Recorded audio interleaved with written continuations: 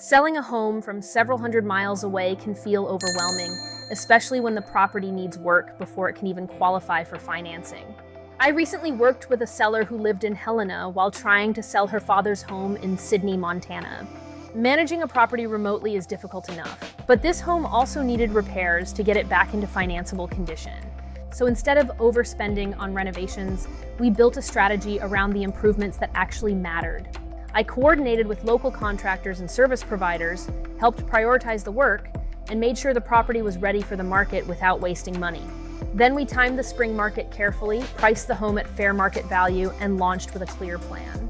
The result? 5 competing offers, and the property sold for over asking price. In Sidney, timing, condition, and pricing all work together. When those 3 align correctly, buyers respond fast. My role isn't just putting a sign in the yard, it's helping sellers make smart decisions, especially when they're managing a property remotely or navigating difficult logistics. If you're selling a home in eastern Montana, even from out of town, let's build a strategy that works for your situation. Reach out to me at 406-478-8020. No pressure, just clear guidance and a plan.